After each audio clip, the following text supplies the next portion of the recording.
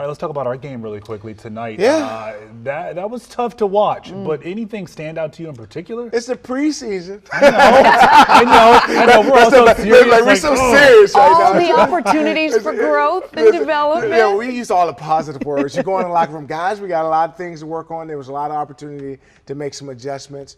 Dan's not going to like it. Right. We started off the game not in a positive way. Opening the kickoff return for the Patriots, that wasn't good. Neither quarterback looked great. Obviously, Josh looked a little better than Sam tonight.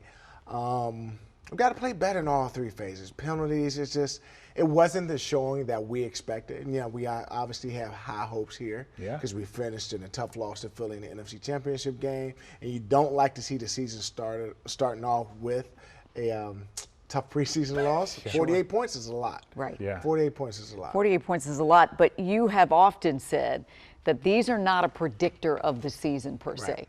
It predicts that we have work to do, we have tweaks to make, but this game doesn't determine what's going to happen for the rest of the season. No, it doesn't. And what it does is it give you a glimpse at the backups, right? It give you the team, the guys who are trying to make the roster, the 53-man roster. But we got JD5. So, we can argue and say, hey, well, who's going to be the good thing is to be who's the backup third quarterback, right? Yeah. That's a good argument to have. But there is no question that we have the quarterback of the future. We are a much different team when he's out there. None of the starters really played. We got to saw a couple of young guys. I was seeing Trey Amos. I love seeing him early. He's a starter as a rookie. I don't know. I don't want to make too much of it something that's, we got 10 days to correct. Tell that to my mom. She was texting me, what is going on out there? Who are these rookies? I'm turning the channel. Right. I'm like, whoa, it's the first game, preseason, like you said. Which is still up. I mean, a lot of people might have fell asleep on a game like tonight. Well, I am sure hoping that they're still up with us tonight. Thank you for all of you who still are. Let's talk about the special teams because we know they started the game about as poorly as possible, giving up that kick return for a touchdown.